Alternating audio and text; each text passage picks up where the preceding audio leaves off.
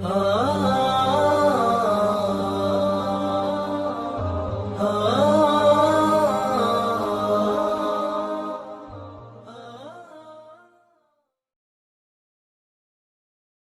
والا مهرباني وکړه. مقاومت همراه امریکایی ها. مهرباني. درود فراوان خدمت همه شهروندان اصیل خراسان. درود بر تاجک، هزاره، ازبک، ایماق و بلوچ. یک دقیقه صبر کو. خراسانیستی؟ بله من خراسانیستم، 100% تاجک. خراسانیستو برو در لایف خراسانی ها برو، اینجا صرف خراسانی وره دا موږ د افغانستان ملت یو ملت ده. خراسانیان د خراسان په نوم ځان ته یو هیواد پیدا کړي، دلته د مهرباني وکړي، پردی خاوره دې نه اوسېږي. د افغانستان د افغانانو کور ده. اسلامیت افغانیت د افغانانو یو اتفاق یو اجماعي یو تشخص ده، او په دې باندې هیڅ ډول معامله نه کېږي. څوک چې دلته د اسلامیت نه منکر دی هغه د دې خاورې نه بلې خواته لاړ شي، څوک چې د افغانیت نه منکر دی هغه د ځان دپاره بله خاوره پیدا کړي، بل هیواد د خراسان په نوم ځان ته پیدا کړي. دلته د خراسان په نوم هیواد او خاوره موږ نه پیژنو. دا خلک ایران ته ځیم لاړ دي شي، که ازبکستان، تاجکستان، ترکمنستان ته ځیم د دوی په مخه خشي او دلته د مهرباني وکړي موږ دې نه پازوي. قدرمن ښکاري ته بالکل دلته دا خاوره د افغانانو ده. دلته خراسان په نوم باندې دا کوم هیواد شته، او که چېرته وای موږ به بیا وخت ورکړی د هغه هیواد په اصطلاح سیاست باندې مو پوښتنه هم ترې کړې وای. دلته د افغانانو خاوره ده. دا چې بیا نور اقوام ځان سره هغه کوي، نه هېڅکله دا کېدلی نه شي. په افغانستان کې د سیایي او د بلیک واټر جاسوس چې کله نارک ته ننوتلی د خراسان ناره یو ځل بیا جګه سي همدغه خراسانیان همدغه یې په هر کې هم ساتلي دي، او لګیا د کله د ښاروالي مسؤلیت په غاړه اخلي، کله د پارلمان اخلي، کله وروره د غصب په خاطر باندې په شارنو کې د یو سینما د ورانولو د دې په خاطر چې دی خپل غصب پکې وکړي او مارکیټ ته پکې ځای پیدا کړي، کوشش کوي چې هغه هم وران کړي. د خلکو امن منفیه شتمني په ورانولو شروع کړې ده. دا خلک لاړ سي همالته پارک کې د سالې تر څنګ کښېنوي، د خراسان خبرې وکړي. تر اوسه پورې لا موږ ملک لرو، د افغانستان په نوم یې لرو، موږ افغانان یو. هیڅ چاته اجازه نه ورکوو چې زموږ په ملک کې د شر او فساد ته لمن ووهي. او دلته د اقوامو ترمنځ اختلاف ته تاجک زموږ ورونه دي، ازبک زموږ ورونه دي. زه یو تاجک هم یم، ازبک هم یم، هزاره هم یم، پښتون هم یم. هیڅ چاته اجازه نه ورکوو. قدرمن چې ملک فیصل مهرباني وکړه. تر هر څه دمخه جنرال صاحب ته، کاري صاحب ته، وردګ صاحب ته او ټولو مبارزو مجاهد ورونو ته السلام علیکم ورحمت الله وبرکاتو. زه درې پوښتنې لرم. اولنۍ پوښتنه جنرال صاحب د تا نه ده. دا چې په سوشل میډیا کې تا په نوم باندې ډېر زیات اکاونټونه موجود دي، نو موږ نسو کولی پرسونلي تا ته څه میسج در ولېږو، نه پوهېږو چې کوم اکاونټ تا پورې مربوطه. تا نه دا پوښتنه ده چې د زبیر ورور په اوس وخت کې په سوشل میډیا کې ډېر کم معلومیږي. آیا ته په اړه باندې معلومات لرې چې هغه څنګه ده، روغ ده، جوړ ده؟ خدای پاک دې وکړي چې روغ او جوړ اوسي. بالکل زبیر ښه ده، رک روغ ده، او د ما په نوم هېڅ اکاونټ نشته، هېڅ پیج نشته، یو هم په ما پورې تعلق نه لري، او نه فیسبوک پاڼه لرم، نه پیج لرم. په خپل نوم د مبین په نوم، مبین خان په نوم هیڅ پیج نه لرم، او نه ما پورې تعلق لري. زه خپله یو نیم ملګری پیج راکړي، هغه نه راسم، بس خلاص. هیڅ پیج او آی ډي په خپل نوم نه لرم. قدرمن شه. او زبیر صاحب ښه ده، روغ ده، مصروفیات دي، ځینې مشکلات دي، نور څه هغه نشته. کاري صاحب راځم تا نه پوښتنه کوم. مننه، الله دې اجر درکړي مبین صاحب. کاري صاحب په تېرو دوو شپو کې تقریبا په دا تېر لنډ وخت کې د دښمن سنګرونه د شپې له خوا نه د مجاهدو له خوا نه په نښه کېږي. سهار بیا موږ اورو چې په دغو بریدونو کې ملکي خلک، حتی د ماشومانو او د ښځو د سپین ږیرو ادعا هم کېږي چې قربان شوي دي. په دې اړه باندې تاسو څه ویل غواړئ؟ او دوهم دا چې کاري صاحب که چېرته تا تعقیب کړي په دغه میډیا د تېر 19 کلن تاریخ ته په کتو سره اوس هم په تیرو څو ورځو کې کابل نیوز او پژواک چې معتبرې رسنۍ ګڼل کېږي، دوی د په غزني کې د یو سړک د نړولو په هکله باندې خبرونه نشر کوي. په دې اړه باندې د تاسو نظر غواړو او غواړو چې که چېرته تاسو خپل نظر په سوشل میډیا کې په نورو په ټویټر او په فسبوک کې د نورو خلکو سره شیر کړئ. مننه.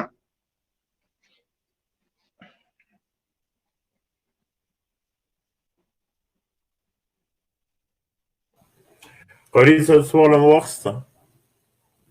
قاری صاحب محترم سوالم واخسته. مبین جنرال صبر وی. قاری صاحب محترم مهرباني. و شاهین صاحب سوال می واخیستو.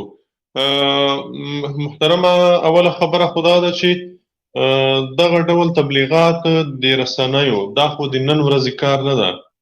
په دې هیواد کې چې څومره رسنۍ فعال دي تاسې ماته یوه رسنۍ هم داسې نشئ ښیلی چې هغه د خپل کورنۍ عاید ولري. هغه د ملت د همدې ملت د عاید نه په مخ چلول کېږي یا د خپل عاید ولري.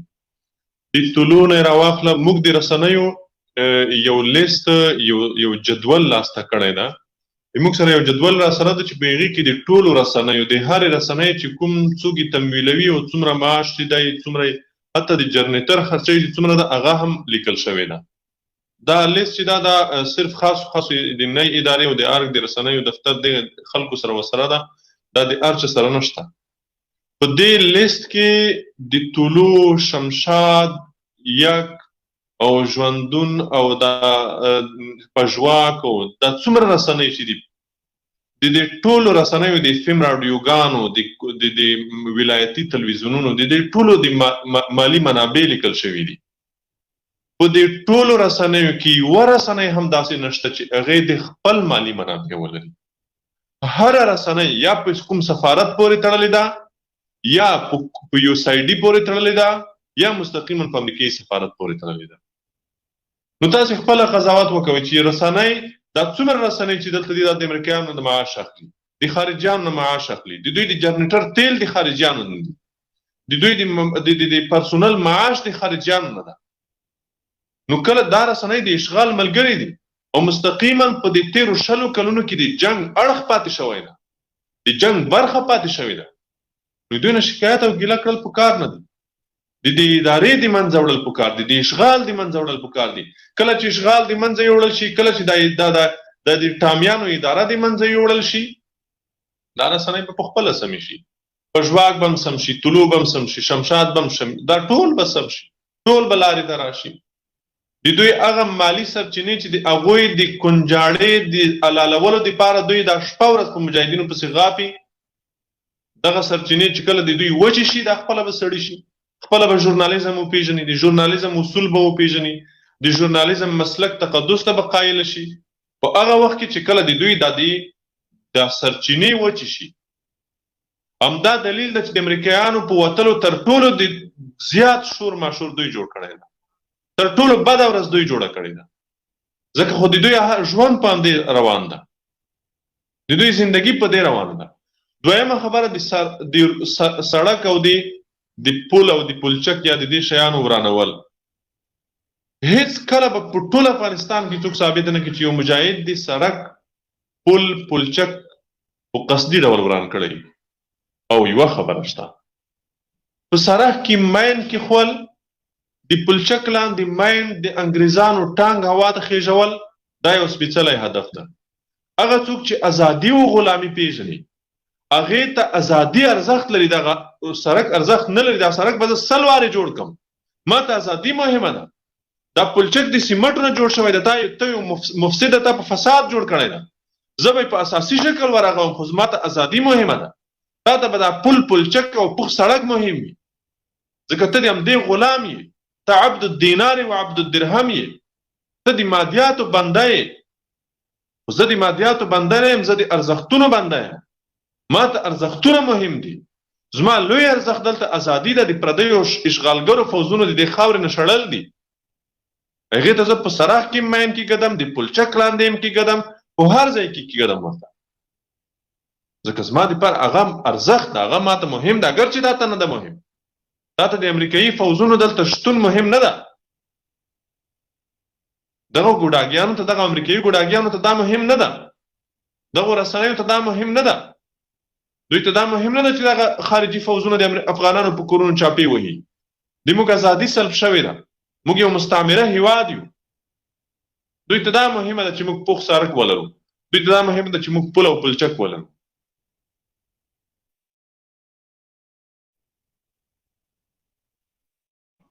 مننه کاری صاحب. افغان مبارز صاحب مهرباني وکړه. السلام علیکم. السلام علیکم ورحمت الله وبرکاته. جنرال صاحب ته قاری صاحب ته شاهین ورور ته د لایف ګډونوالو لیدونکو اوریدونکو ته خپل سلامونه ونه کې هیله وړاندې کوم. قاری صاحب نه مې پوښتنه دا ده چې قاری صاحب محترم د امریکا د نوي ولسمشر په ټاکنه کې د کابل مزدوري ادارې لوړپوړو رتبه چارواکو په ډېر زغر ته د مبارکۍ پیغامونه ولیږل. د دغه مبارکۍ پیغامونو لیږل او په راز کې په څنګ کې د کابل ادارې ځینو مشرانو د امریکا څخه دا غوښتنه وکړه چې باید د سولې کوم تړون چې د طالبانو سره لاسلیک شوی د دې باندې بیا کتنه وکړي.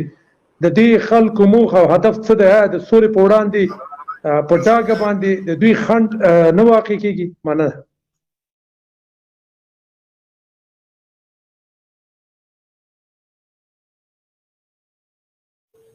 قاری صاحب محترم سوالم واخسته د افغان صاحب. قاری صاحب محترمه شاهین صاحب د مبارز صاحب سوال نه پوه نه شوم. قاری صاحب زما غږ درځي؟ نو ستاسو غږ شته. ډېره مننه. قاری صاحب زما سوال دا و چې د کابل مزدوري ادارې مشرانو په ډېره بیړه سره د امریکا د نوي ولسمشر ته د مبارکۍ پیغامونه ولیږل او په څنګ کې نن هم په ټولنیزو رسنیو کې دوی په خپل رسمي پاڼو کې دا ویلي دي چې باید د طالبانو سره چې کم تړون په دوحه کې لاسلیک شوی دی هغه باندې بیا کتنه وشي. د دې تر شا د دې څه موخه او هدف دی؟ او بله دوی د دې خبرو څخه په ډاګه دا ښکاري چې دوی د سولې مخالفت کوي. طالبان به په راتلونکي کې د دې په وړاندې څه دریځ ولري؟ مننه. افغان مبارز صاحب محترم دا خو واضحه خبره ده. دوی یوازې د سولې مخالف نه دي، دلته د امریکایي اشغالګرو د شتون د نشتون مخالف دي. یعنی که هر ډول وي چې امریکایان دلته موجود وي دا د دوی لوړ هدف ده. هغه ډول سولې ته هم دوی تیار دي، داسې سولې ته هم دوی تیار دي چې په هغه سوله کې امریکایي اشغالګر دلته شتون ولري. داسې سوله دوی غواړي ځکه دا خلک امریکایانو راوستي دي دلته، امریکایانو قدرت کېنولي دي، امریکایانو د دوی نه سړي جوړ کړي دي او امریکایانو د دوی نه سیاسیون جوړ کړي دي. نو د امریکایانو په شتون ځکه دوی ټینګار کوي، همدا دلیل ده. او بله د بایډن انتخاب او د دوی ورته خوشحالي او د دوی ګډا ورته دا د دوی یو څو ورځې موقته خوشحالي د امریکا د جنګ لوېدلې ده. امریکا د جګړې مورال نه لري.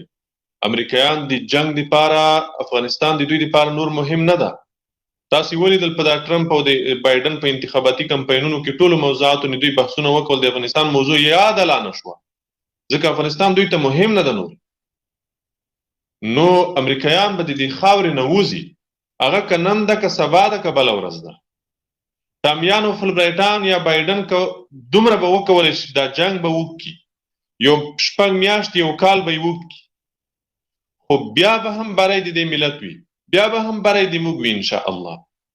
ټرمپ هم دا بدماشي کوله. ټرمپ چې کله راغلی تاسو ته به یاد وي ټرمپ ډېر بدماش و او د ټرمپ اول ورځو کې ما په ابتدا د لایف کې مې یادونه وکوله د ټرمپ اول ورځو کې چې څومره سخت بمبارونه وشول، څومره سخت وحشت وشو، په ډېرو 100 کلونو کې نه ده شوی.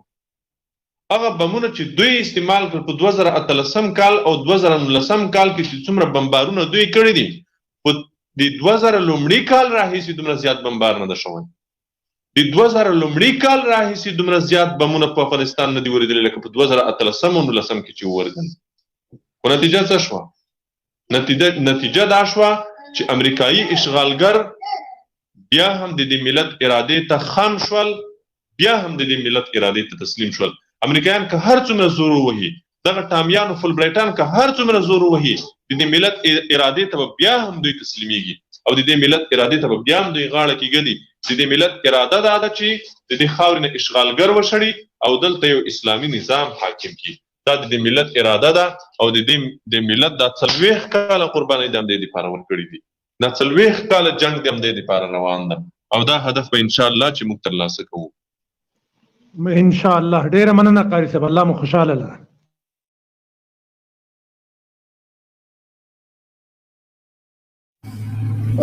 طالب ورور السلام علیکم.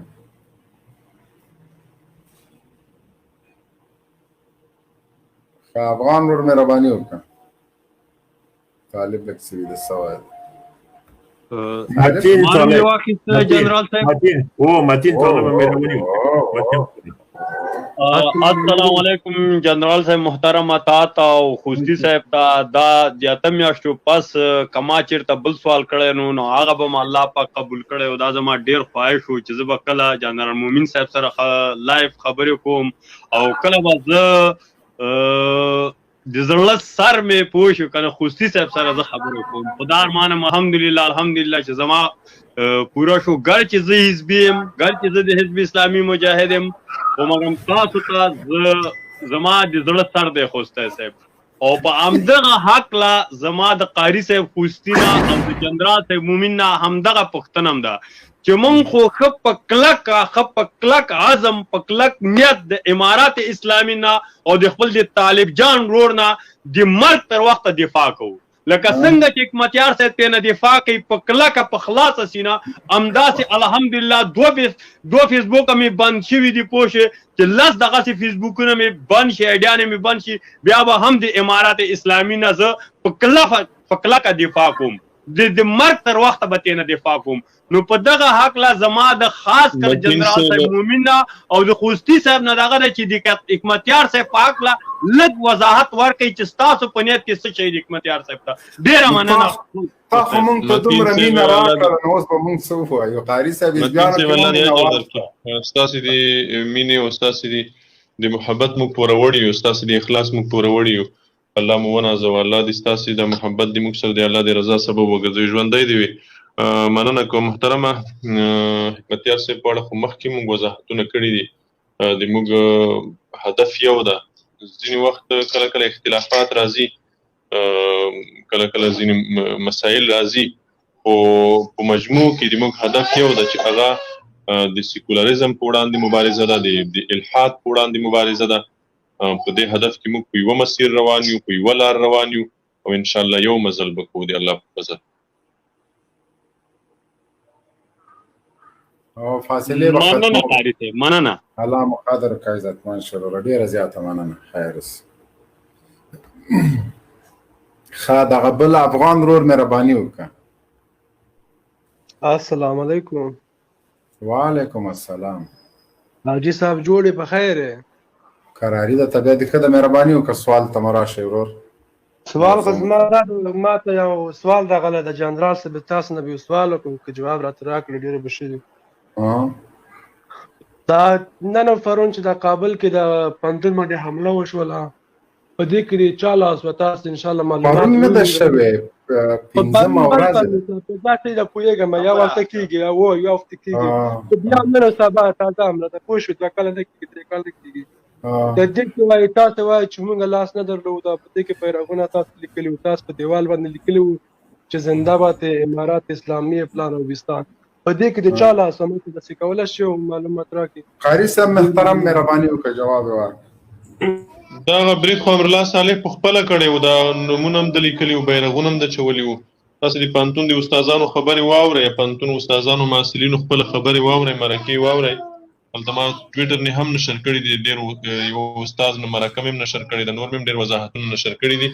دا برید په خپله امرالله صالح او د کابل ادارې ټامیانو کړې ده په دې خاطر چې طالب بدنام کړي. یوازې دا نه، څومره پیچلي معمایي بریدونه چې هغه په خپله د کابل اداره کوي او په دې خاطر یې کوي چې نړیوالې کونډې چیغې او فریادونه واوري چې موږ په خطر کې یو، دلته یوازې مه پرېږدئ او د موږ نه مه ځئ. بس یوازینی هدف دا ده.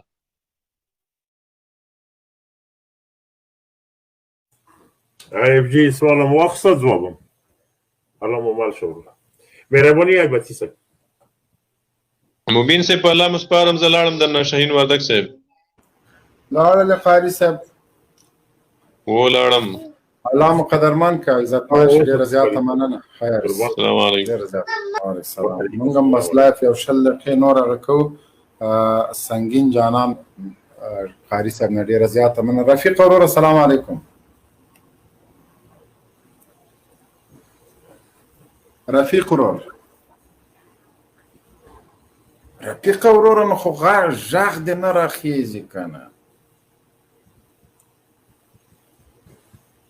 ښه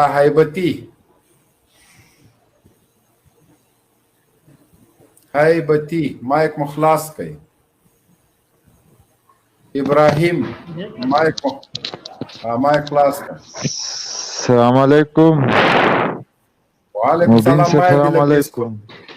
وعلیکم. د سپیګمو نه د کله مایک لږ لرې کړئ نو ډېر زیات आवाज راځي. ښه مهرباني. وعلیکم السلام. مبین صاحب دا نن سبا چې دا کومې خبرې روانې دي د پوهنتون باره کې، پوهنتون باندې مو موضوع نه ده، هغه جواب قاري صاحب درکړه. د سیايي او د بلیک واټر مزدور پرون د روبل جاسوس، نن د ډالرو غلام او مزدور صالح پلان جوړ کړی، ډېر ناکامه پلان و. پارلمان وکیلان و د پارلمان کاش رئیس د ټول پکې خپل هغه وکړه، اظهارات یې وکړه. حتی دوی په خپله شرمنده دي چې دا مو سره کوم حمله وکړه چې اوس په موږ په غاړې سو.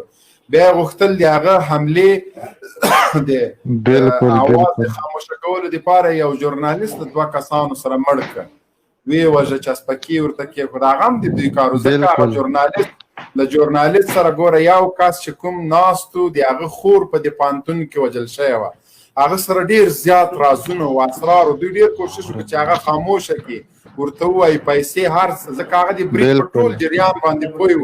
خو کله چې هغه ونه منله، دلته په پوهنتون کې خور مړه شوه، دی له قصې له هر څه نه خبر. نو د دې په خاطر چې په پوهنتون قضیه رسوا نه شي، لا برملا نه شي، نو د هغه ورور یې ورته مړ کړه، سره یما سیاواش چې نوم یې ملاکه د انساني، هغه یې ورسره ختم کړ. دې سره یو بل کسم و. نو د پوهنتون برید همدغه د بلیک واټر جاسوس، پرون د روبل مزدور، نن د ډالرو غلام او انشاءالله غږ به یې ترنه واخیستل سي، ځکه د مظلوم هېوادوالو هر څوک توی وي، هغه که پوهنتون کې وي، که مدرسه کې وي، که بازار کې وي، عاملین به مجازات کېږي. نو د بلیک واټر جاسوس دې واوري چې انشاءالله العزیز د یما سیاوش چې نوم یې د سړیتوب نه ده، او هغه سره پخوا کې هغه افغان ځوان چې خور مو په پوهنتون کې ورته مړه کړه، او دا یې مو دلته کباب کړي، دغه د انتقام ورځ هم دي. او د هغه پلار هم دا ډېر ښه وضاحت ورکړه، د سیاوش پلار او د هغه هلک او دا نورو، دا مسله ټوله روښانه ده لکه لمر غوندې. قدرمن شي نور څه نه لري. بالکل. او بل دا جو بایډن ته کو راشو، نو مبین صاحب دې باره کې دا زمونږ جمعدین کوچای اصلي نوم یې ده د جو بایډن. نو دا جیره اداره ولې د جو بایډن او داسې د بل په اوږه پسې میش صحیح کوي؟ دا به تر څو پورې داسې کوي؟ خو غلام د مزدور د نو څه وکړي؟ خو هلته طالبانو ټوپک ورپسې راخیستی، روزانه یې وزني. دوی وایي که دغه جو بایډن یو که بل یو دا راشي او دوی به طالبان ختم کړي. نه، طالب د امریکا 15 لکه فوج ختم نه کړ، طالب ناټو ختمه نه کړه، طالب ایساف ختم نه کړ. د طالب ځواک او قوت تر مخې د نړۍ ټول سوپر سالاران ګونډه شول. نو اوس به بیا دوی له سره اروپا، امریکا او نورو هیوادونو ته زارۍ کوي، بس په نه به راټولوي تر څو بیا راشي. بیا چې راشي که 10 وارې نور هم راشي، انشاءالله العزیز مونږ ارادې هماغسې مضبوطې دي. که بایډن یو، که جمعدین یو، که کوچای وي، کار څوک وي، مونږ یې په قصه کې هم نه یو.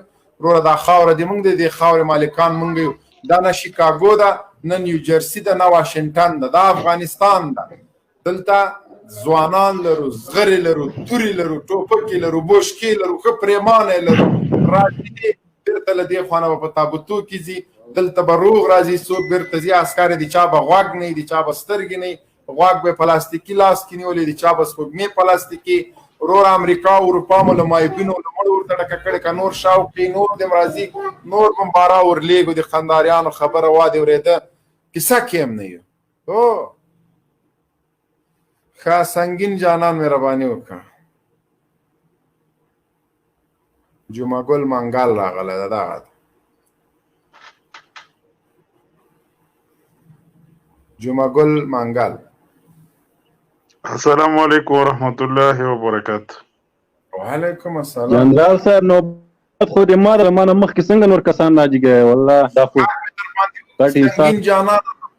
سنگین جانان غاګ مې در باندې وکړ لانجه مې کو مهرباني وکړه وغه سنگین جانان ته ما څنګه سکینه او څنګه داس کې کوریږي ته ترازو وکړه سم ده پرېګ د سمایک د خلاص مهرباني سم ده مهرباني وکړه مایک مخلاص کړو خبرې وکړه مایک مخلاص کړه مهرباني سنگین صاحب مهرباني وکړه زما جمعګل منګل د وخت پر کې وس راخستم ده نه خزا سه جمعګل منګل مهرباني وکړه. سلامونه علیکم بیر صاحب. وعلیکم السلام. حدیث سره وسو دا ارمانو زموږ څه پوښتنه نه وه چې تاسو سره مخامخ خبرې وکړم. الله مو قدر وکړه الله مو نور ارمانونه هم پوره کړه عزتمن ښه جمعګل منګل مهرباني وکړه هغه شریف الله افغان قدرمن شه جمعګل اورر.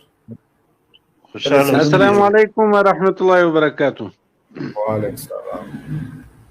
مبین صاحب دغه چیش کوچای دی نه میرا سیر سود جمعدین کوچای جمعدین کوچای خو ولا په خو افغانستان ته راغلی او خو هغه موږ ډیر سخت مات کړی دی ان شاء الله هغه زړې د اوباما په وخت کې د چې معمولی تابوتونه د په یاد یې بنئ خدای کوله نو اوس به هم ټینګ نسی اولې دا خبره کړې ده چې موږ به سختیري د قطر تړون د امریکایانو په ګټه ده چې دلته نه به ټانګونه او عسکر روغ وځي که تړون مات شي د امریکایانو په زیان ده بیا به داسې طلایي چانس د امریکایانو دپاره نه وي تر وروستي عسکره پورې به وژل کېږي دلته به ګوډ او مات بیرته له افغانستان نه ځي شمس الله ورور لږ سم کښېنه چې باره دې راجګ کړمه مهرباني شریف افغان شریف الله بل که دغه نه وکړي که بیا تړون ته دغه کېږي خو بیا به عسکر د طالبان په رایلاکو بیا ورسره کوو تړون ته یې بل ور زړه کېږي انشاءالله د دې وارې به 10,000 طالبان رایله کوي بندیان که خیر وو اداره به زارۍ ورته کړي بیا تړون نشته چې یو وارې مات سول بیا مات دي بیا تړون مړون نشته وروره بیا به په زور چې اخلو انشاءالله بله وار لکه مکناټان غوندې د فوج مشر به پرېږدو چې ور سوال ورکړل ته امریکانو ته نور به ټول دلته د کوفتې ماشین ته اچو او کوفته به په دې غلامانو په دې سکشیانو باندې خو انشاءالله که خدای کولی انشاءالله سید مبین صاحب الله مو خوش قدرمن شه ښه افغان یم مهرباني وکړه موږ لکه چې بنګالیانو افغان ورور مهرباني وکړه. السلام علیکم ورحمت الله وبرکاته مبین صاحب نه ولې بنګالیان شردا کې مهرباني وکړه چې موږ تا تر وخلاسته په موږ ټوټ مبین صاحب یاره دا څه مهرباني کوي چې تا افغان نو موږ هم بنګالیان نه یو کنه ځکه ځان وښودوي چې تا افغان زه هم بنګالی نه یم ځان یې ښودلی ته نه زه خدای دې خیر پرې کړي زه خو اوس راغلم مبین صاحب دا موضوع څه باره ده ښه موضوع تو شاهین صاحب ته زنګ دې ته ځواب ورکړه خیر وبخښه دا موضوع مدن دا ده چې جو بایدن به د کابل شړېدلي رژیم هیلې پوره کړي ورځئ دا تجربه مو کوي ځکه دلته د امریکایانو 2 وارې بوش 2 وارې اوباما د 4 بیا وارې ټرمپ 15 ولسمشران د افغانستان جګړه ونه شو کړلی چې ویې ګټي نو دا شپږم باید څه وګټي دا خو هم څه فیلسوف نه ده خدای خو ماته کاله د اوباما مرسته دا 40 کاله دغه یو طالب ورک نه کړو نو اوس دی راغی دی بیا ورک کړي دغه به دې دغه به تاسو زیړې ګوشتې بس دغه به دې څنګه بس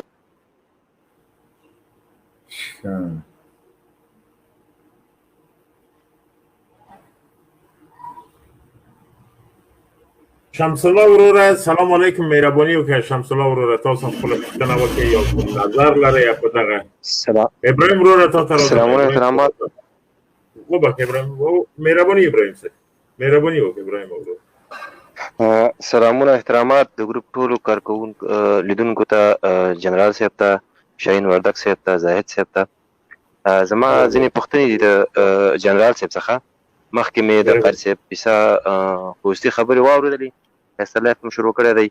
نو دغه امریکا خو په دې منطقه کې چې راغلی دی دا خو اوږدمهاله پالیسي لري، اوږدمهاله ستراتیژي لري او دلته غټې موخې لري. نو دغه تر اوسه پورې دغه د امریکا په ستراتیژي کې خو زه فکر نه کوم من حیث د یو لوستي افغان چې هغه به په دې منطقه کې کوم ګټې یا د خپلو د نړۍ ټولې هېوادونه چې دي ستر هېوادونه یا طاقتونه چې دي هغه اوږدمهالې موخې لري یا ستراتیژیان لري، پالیسیان لري.